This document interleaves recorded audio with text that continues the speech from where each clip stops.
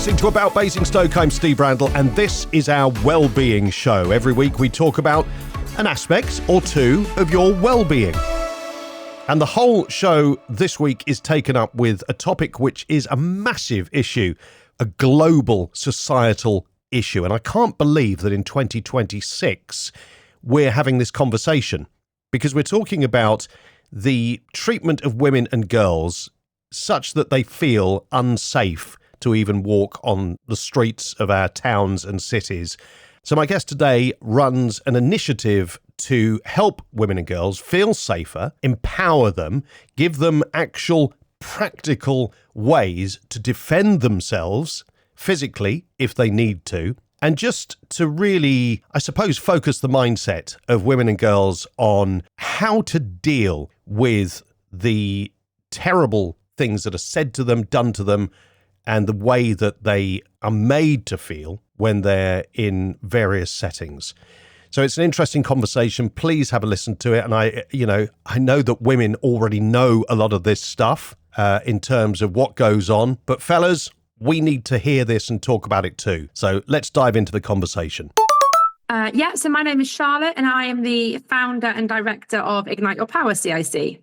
We work to empower women and girls around personal safety and self-defense projects. We set up nearly 2 years ago, we'll be 2 years old in June, with the aim to tackle violence against women and girls through women-led self-defense and personal safety. So we run self-defense workshops and projects. We run online personal safety webinars. We have loads of tips on our social media about how to stay safe, but it's all targeting, your everyday woman who maybe doesn't feel confident walking her dog anymore because she's seen the news recently and she doesn't feel comfortable going out by herself. Now, obviously, I can't possibly understand fully how it is for a woman or a girl in today's society, the abuse and the trolling and just the horrible stuff, let alone the actual physical violence that is aimed at women and girls in 2026. I mean, it's just horrendous. Yeah, and that's the key thing, I think. And this is why we're a women-led organization. And it's one of the key things that we talk about is what women and girls go through just sometimes isn't recognized. I myself have had lived experience with violence, with domestic abuse. And sometimes, unless you've had a situation happen, it could just be something that, you were walking home from work and you thought somebody was following you through the park. Until you have a situation like that, it's really hard to relate to it. And we do a lot of work where we go in and we work with youth. So we work with young girls that may be in year 10 and 11 at school or at college. Even that young, they've experienced either abuse online, they've been trolled online, or they've had a boy come up to them in college and hasn't took no for an answer and has been really persistent, and they've not known what to do. And what we want to do is break down those conversations. We want women and girls to understand it's okay to talk about it. It's okay to be able to turn around and go, actually, that did make me feel really uncomfortable. And actually, I want to know what I can do to make myself feel safer and also have my confidence back as well. Now, obviously, this is something which has been going on for ever, I would say, but it's really come to the fore in recent years. Obviously, there have been some horrendous cases, as there always have been, but also things like adolescence, the recent documentary about the manosphere that Louis Theroux has done. It's easy as a man to watch some of those things and think, well, these guys are absolute clowns. They're not representative, and that may be true, but it still doesn't mean that it isn't going on for women and girls all the time. Yeah, and those programs have kind of been a blessing and a curse all at the same time. And the fact that they have brought up conversation, they have opened up conversation and awareness around the subjects. But then you also do get the people that are spoken about in those programs that actually then also come out fighting and defend it. And unfortunately, what we're seeing a lot, especially with social media algorithms, especially like the manosphere, if you go on TikTok and you watch a couple reels on the manosphere and it talks about it in a positive way, what the algorithm then does is makes it show you more videos like that. So then young men are seeing lots of it and think, oh, this must be correct. And what we're trying to do is put the other side of the narrative out there and offer a bit of balance, and offer it in a way that it comes from education and it comes from a stance of actually we need to understand how women feel, how girls feel, and actually what they're up against, and why some of these other outlets that are out there that are getting a lot of attention, why they're wrong, but with education. I think where people get really defensive is when people go, well, you're wrong, and people don't explain it. Well, what we try and do is we try and look at something and we try and explain it. So when we talk about the manosphere, we explain why a man having the opinion that, a woman belongs in the kitchen, actually why that isn't a balanced approach, why that doesn't suit in with the modern day. So we try and put as much education out there as we can to help women and girls feel safe, but also to educate everybody else around how they could be feeling. Yeah, it's interesting the impact of social media algorithms and just the way that social media is used. I was watching a clip recently of a comedian. He wasn't making a point about this topic specifically, but he was saying that, in the past, it would have been some guy sitting in the corner of the pub. Everyone knew he had different opinions to perhaps what was acceptable or what was mainstream, and everyone would go, oh, that's just so-and-so, he's sitting there in the corner, ignore him, he talks rubbish. Whereas now, that guy sitting in the corner goes on social media and finds people that will validate his opinions, and that just makes it worse. Yeah, and that's what we're seeing all the time, which is why we've just launched an initiative called Just Stay Safer, which is a women's personal safety initiative, and it's got its own social media pages, and we're putting loads of energy into putting really good educational content on those social media pages, be it top tips for women to stay safe if they're going to a music festival or they're traveling into London. We're putting self-defense techniques on there, but we're also putting life lessons on there as well. We're also putting quotes from women about how they felt in certain situations, so that we can try and offset some of that prehistoric opinion that's out there, and also give people the confidence to be able to stand up and go, actually, do you know what? This behavior is not okay. Yeah, I mean, it's such a big topic and such an important topic to address, and there are so many elements to it, aren't there? I mean, there is that sense of, make sure that women have the sort of practical skills to deal with a situation should that arise, and let's hope it doesn't, but to empower them, to make them feel that if they needed to defend themselves in that moment, they'd be able to. But then there's also the constant drip feed, isn't there, of the appalling things that are said to women and girls that is just taking a toll on mental health and actually destroying people's quality of life. Yeah, I mean, we see this firsthand. So we recently launched a women's self-defense instructor course because we want to get more women qualified to teach self-defense and to run women-led sessions. And the amount of trolling that we had online was horrific. And, we are an established organization with credible instructors. We partnered with an awarding body, a qualification awarding body. But some of the comments that we had, which, some of it was things like, well, you're women, you can't possibly teach self-defense. What makes you have the experience? And this is from all men. I must say, all the negative comments were from men. And they just came from a position of uneducation, not having done their research, not having actually looked into it. And we don't mind people asking valid questions, like we open valid questions and valid discussions, but these comments weren't that. They were just people who just thought it would make their day better just to attack women out there that were trying to make the world a better place. And that's just really sad. Yeah, and I think it reflects more on them than it does on anything that they're saying, because actually they clearly feel in some way weak, that they need to try and put their power such that they see it onto other people, and they do it from a distance. They do it on social media. But then we see things like, I mean, I was, and again, I know that I'm a man, and I'm talking about this not from having the experience. And I will always say, as you pointed out, it's men that do this, but it's not all men that do this. Yeah. But then we see things that are kind of normalized. And I don't know whether you were watching the I'm a Celebrity South Africa program with the ridiculous things that David Hay was saying. And I got annoyed because I thought they weren't, as a show, calling it out properly. I mean, he was saying ridiculous stuff and frankly shouldn't have been on there at all. Yeah, and I think what we have nowadays is people's fear of speaking up, because they're scared if they speak up, they're then going to be attacked themselves, like verbally, and be accused of being racist or sexist. And it's like, actually, no, if you're doing something wrong, I don't care if you're male or female or non-binary. I don't care if you're black or white. If you're doing something wrong, you're doing something wrong.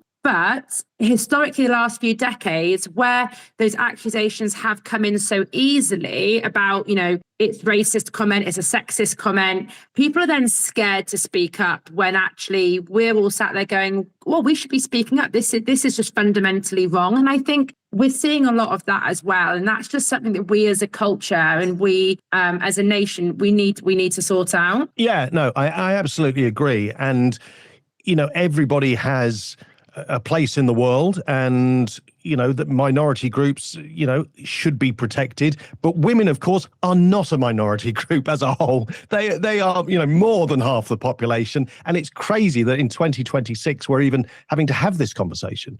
Yeah, and it's really interesting because we're not a minority group, but we are like a marginalized group. So when we're looking at supporting groups, and we work with women and girls, and actually what we work with is women and girls that don't feel safe. And you would think that's a really small percentage, and actually it's not. There's a massive percentage of women and girls in the country that don't feel safe. More don't feel safe than do feel safe. And that's, for me, that's really sad. I've got a 9-year-old daughter, and sometimes it does make me worried about, when she's going to be growing up, actually, what's the world going to be like? And sometimes when you look at the things that are coming up, things like the manosphere and everything, we've kind of gone back a couple generations. We need to get back to being in a place that everybody is supported, no matter what their gender is, what their religion is, what their faith is. It doesn't matter. Everybody should feel safe in the world.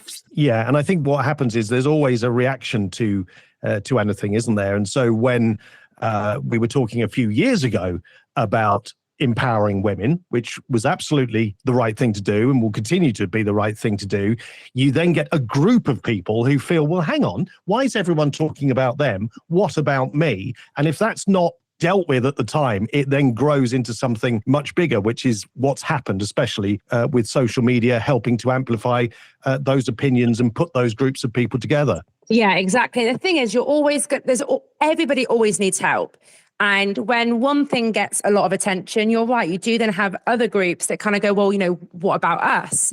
And what about us? And the answer is there's always going to be someone out there being able to support that person. And a lot of the time, they just don't know about it. So this is what we're facing a lot with everything that we're doing, is our biggest challenge is actually telling people what we're doing and making people aware that actually there is help out there for you. You just need to know where it is. Yeah, let's talk more about some practical tips. And at this stage, I will also say that if any woman is listening who is, going through any sort of abuse, reach out and get help. We're having a conversation on the radio, but actually there's help there.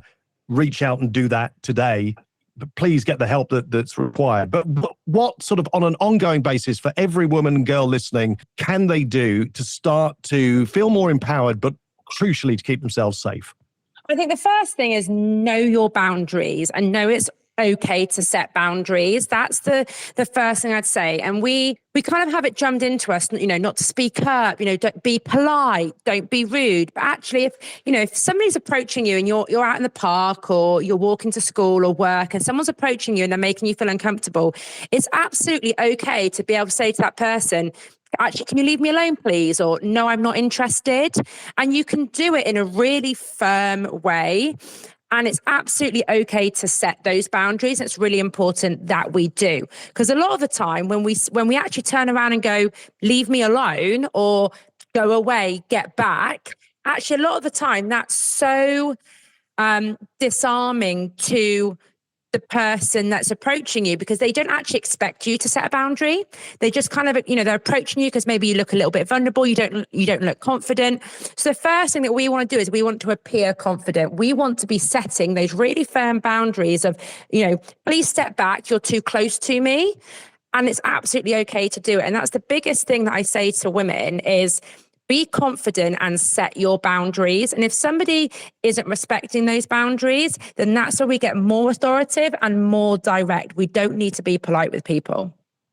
No, and I think I mean, clearly that's something that lots of people struggle with, women perhaps more than men, not always the case, but, and it's also part of the British psyche, isn't it? You know, that sort of, oh, I don't want to offend anybody, but actually, you know, look after yourself first rather than worrying about possibly offending somebody, particularly if they're doing something which frankly isn't appropriate. Yeah, and that's the thing. We've just got to, like you said, as British people, we're kind of very polite, and, you know, we don't want to offend people. And actually, it's like, you know what? If someone's making me feel unsafe and uncomfortable, then they're doing something wrong. They're doing something that doesn't align with my values. And therefore, it's absolutely okay for me to turn around and tell that person and tell them to leave me alone or go away. And if they persist, that's where you need to reinforce it. And if you're in like a public place as well, you need to, if you're with friends, let your friend know, actually, this person won't leave me alone. If you're in like a pub or a club, go and speak to the staff and say to staff, actually, this guy keeps approaching me. I've said no, and he's not listening, because that behavior is not okay. And for somebody who's not naturally confident, but perhaps, you know, would like to be in that moment, even if, you know, once the person's gone, they're like, that was tough to deal with. In that moment, how do they get that kind of inner confidence to say, I'm not interested, leave me alone? It just comes with practice. And, you know, this is something that we teach in all of our workshops. We don't just teach the self-defense techniques, but we go through the setting boundaries, making space, using our voice, because it's the using your voice. And what I say to people is, you might feel silly, but do it at home. Like when you're at home, like close your eyes, imagine a situation that you might find yourself in that's uncomfortable, and practice saying it, because when we practice, we feel more comfortable with it.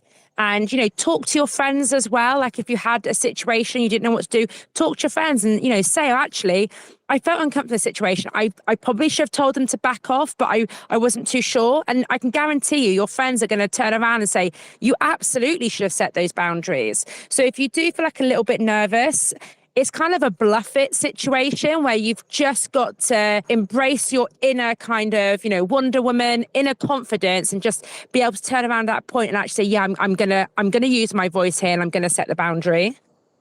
Now, we know that men are really bad at talking to each other, that women generally are not. But I mean, is this something, and excuse my ignorance on this as well, you know, is this something that women and girls are talking about?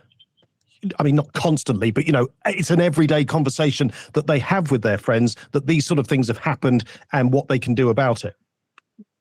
Yeah, I think it's becoming more common. So I think the most common conversation is, oh, actually, I was walking home from college the other day and I had somebody followed me.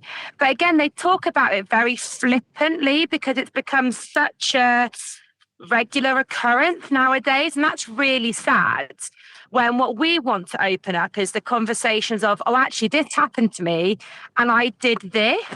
And, you know, I want my friends to know that this happened, so that if it happens to them, they know what to do about it as well. And that's what we're trying to do, is change this. Oh, actually, this is normal behavior. Actually, it's not normal that you were followed home. It's not normal that someone made you feel uncomfortable. But what we want to do is make it more normal that girls are going, actually, I didn't feel safe, so I did this about it. Yeah, I think that's really important that we talk about this more. And for men and boys, again, talking about it is really important. When I watched Adolescence, the interesting thing was that you know, a lot of people, and this actually worried me more, was a lot of MPs and people in those sort of situations were saying how shocking it was. Well, you know, I have a son who's 23 now. He had been obviously at a secondary school, and he'd told me about some of the things that were said and some of the, you know, the opinions that were held among his peers.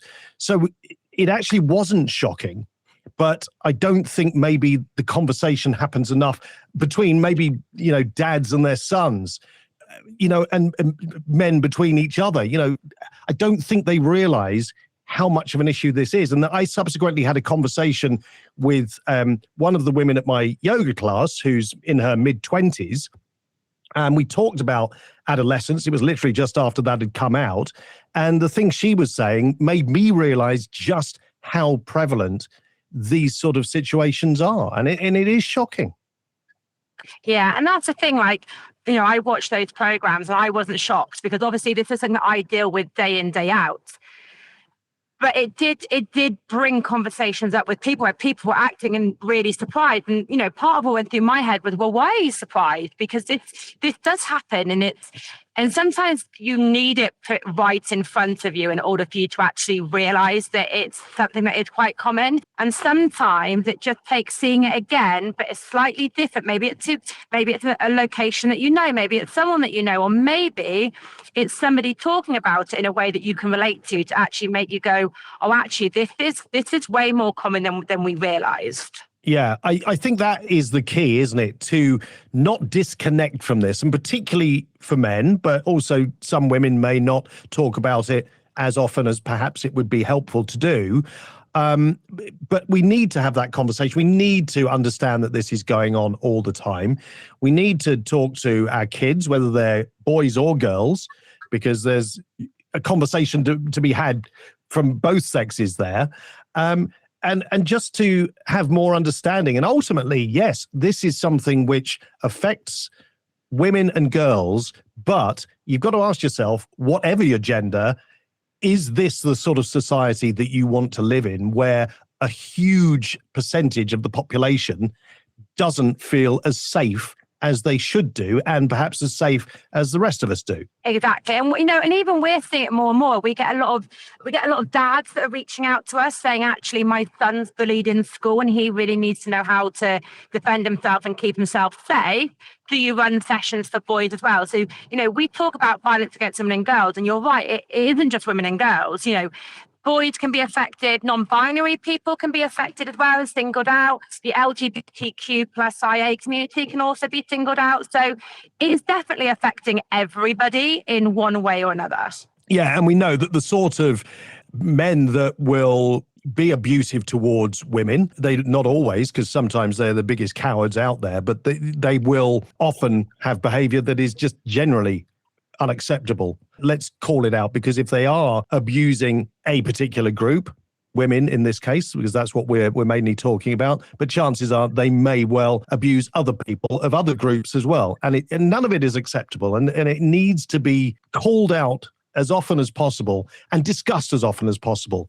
Yeah, and I think that's really important. Like you said, it's people having the confidence to call out the behaviour, and that's something that we talk about when we talk about our personal safety habits and things that we can do daily that make us feel safer. That's what we're doing, is we're building the confidence for people to be able to turn around and go, actually, no, you're not doing that to me. That's not okay behaviour. And then, like you said, so it's addressing it, but then also opening up the conversations to actually have more honest conversations with everybody, because you could be someone that is never affected, but the next day it might affect you and you don't even know it. So it's also having those open conversations for the preventative side as well. And there will be people who are listening to us and thinking, oh, here we go. They want to stop office banter and all of that sort of stuff, which is often where these things begin. Sometimes that's as far as it goes, but that can still be very hurtful. It can be very distressing for people. But it's about recognizing what's appropriate. Yeah.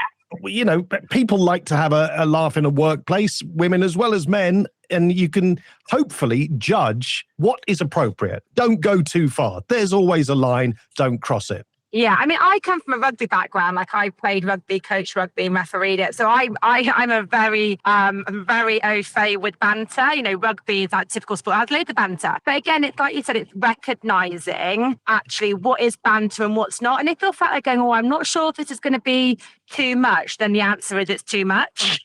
And just having that kind of self-control to recognize, actually, is there a chance that this is going to be misunderstood? Yeah, there is. Okay, just don't say it then.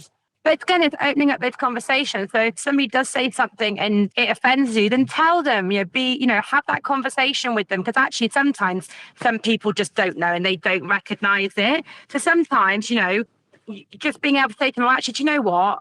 I actually felt like that comment was a bit too much. Have that conversation with people.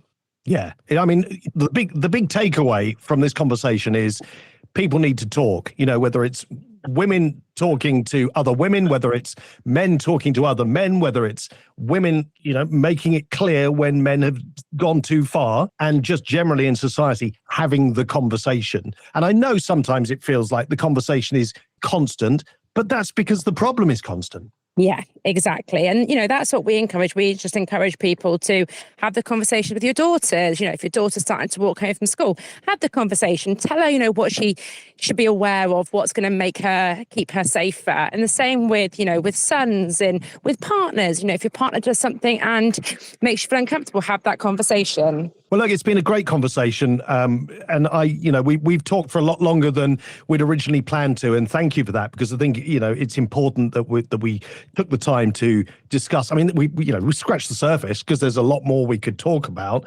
But how can people find out more about you and the workshops that you do? And presumably you've got some more coming up in the Basingstoke area soon? Yeah, so we're always running our self-defence workshops. They are free to attend for women and girls. We've been really lucky in that we've got grant funding to support them. So you can find them through our social media and our website, which is igniteyourpowercic.com, and our social media pages are Ignite Your Power. You can contact us as well, so you can reach out to us through social media. And then the other thing is we have launched a women's personal safety initiative called Just Stay Safer, all one word. And if you follow our social media, we're always putting self-defense videos, top tips, and everything like that. And we've also got a community group on Facebook as well that you can join for some advice. Fantastic. Well, look, Charlotte, it's been brilliant speaking to you. We'll put all the links on the socials and on our website as well, and in the show notes for the podcast version of this. And thank you so much for taking the time to speak to us. No, thank you for having us. My thanks to Charlotte for a very interesting but also disturbing conversation. I mean, the extent of this is just so worrying, and I'm sure we will talk about it again. But please get in touch with Charlotte and her team to find out more about those classes that are being held in the Basingstoke area. Our Wellbeing Show is every Wednesday. You also get weekend repeats, but of course, don't forget all of our shows are available as podcasts and on YouTube. So just search for About Basingstoke on your favourite podcast app. You've been thinking about launching a podcast, and it's a great way to promote your business. But where do you start?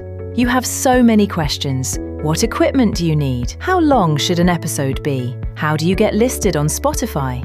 About Basingstoke is the answer. We're professional audio producers with decades of experience. We can advise you on your podcasting strategy, record your episodes, or show you how to do it yourself, get you listed on all the major platforms, and help you understand audience building and ways to turn listeners into leads. Find out more at aboutbasingstoke.com/podcasts. Oh, and if you think you have to do video because who listens to audio these days? Well, you're listening to this, aren't you? Get professional podcast advice and production. Visit aboutbasingstoke.com/podcasts.